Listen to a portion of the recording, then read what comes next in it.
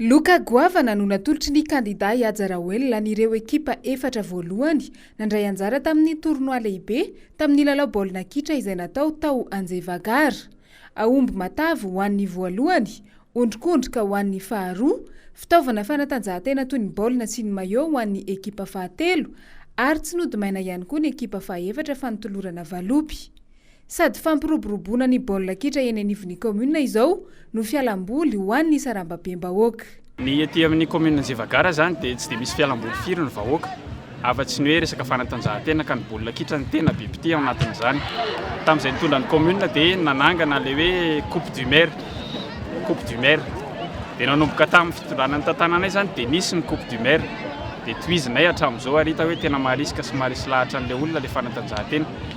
Tsy ho tazomina amin'ny baolina kitra ihany izy fa ao anatin'ny tetikasana ihany koa ny fitaizana sy fanabeazana an'ireo tanora ireo mba hiala amin'ny fisorohana ny fisotroana zava-mahadomelina sy ny isan-karazany ireny. Dia izay no anatin'ny fanatanjahantena izy izahana ao anatin'ny mandamanaraka ao anatin'ny programa nasanay zany resaka fanatanjahantena ny fanitarana ireo taranja hafa ankoatra ny baolina kitra toy ny basket sy ny baolina. Eo ihany koa ny fampidiana koa izay anisan'ny tena mampiala voly ny olona ety amin'ny commune misy anay. Amin'ny fanatanjahantena tahaka izao ihany koa no hanabeazana ny tanora mba handeha amin'ny lalana mahitsy. Ataovy lalao madio izay foana tsika rehefa milalao na anaty fifidianana na anaty fampielezan-kevitra dia kilalao madio no ataontsika. Ataovy lalao madio ny ianareo fa isika samitsika eto anivon'ny commune ihany reo. Maresy tsy obiana, miresy tsy akoraina. Efa maro no asa fampandrosoana vitan'ny kandida ho ben'ny tanàna ao amin'ny commune Anjevagara ary mbola betsaka ny vinany amin'izao fifidianana manaraka izao ho fampandrosoana hatrany ny tanàna. Miankina amin'ny filan'ny mponina no entinay manatanteraka izany tetikasa zany.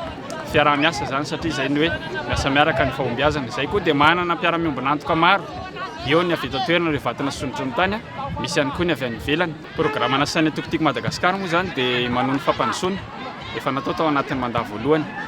Dia miaraka amin'ny filora valomana ny fanampanantena fa ary ampanantenany amin'ny vahoaka ny fanamboaran-dalana, fampidiana rano fisotro madio, fizarana masom-boly, zezika ho an'ny mponina ety an-toerana. Tsy adino ihany koa ny fanatsarana an'ireo sekoly isan-karazany satria ilainay zany anisan'izany ny fanokafanay ny lycée tamin'ity mandat ity. Ankoatr'izay moa zany mbola maro ireo foto-drafitr'asa kely madinidinika fatra ao anatin'ny tetikasa fa tsy ary votanisa eto daholo. Tanora mahavita mijoro sy mandray anjara amin'ny fampandrosoana ny toerana ny aviny ny kandida Ihaja. Laharana fahaenina ao anatin'ny bileta tokana no fidiana ampandaniana azy amin'ny 17 ny volana novambra avy izao. Ary laharana fahadimy amin'ny bileta tokana kosa no misy ny mpanolo-tsaina natolotry ny tim ao amin'ny commune ambanivohitra Anjevagara. Tanora mitovy anareo ary tanora namana ary tsy ny tanora ihany fa na ny olon-dehibe sy sika rehetra izay mifidy. Aza miala amin'ny Tokotiko Madagasikara fa zao tsika manam-porofo sy mampiseho mitanjaka ny antoko fa matanjaka ny Tokotiko Madagasikara rehefa tonga ny fifidianana fa 17 ny volana novambra fidio ny laharana fahaenina izay tarihy amin'ny maire Ihaja Rahoelina ao anatin'ny fifidianana ary ny mpanolo-tsaina izay tarihan'ny pasteur Eby laharana fahadimy ao anatin'ny mpanolo-tsaina, laharana fahaenina ny ben'ny tanàna laharana fahadimy ny mpanolo-tsaina. Mampanantena antsika vahoaka amin'ny commune Anjevagara izay fa anohy rehefa tsara vitanay nandritra izay fataon'izay anatsara ihany koa satria mitombo zany ny fiaraha-miasa amin'izao ary mitombo ny mpamatsy vola miaraka amin'ny filomarika Ravalomanana.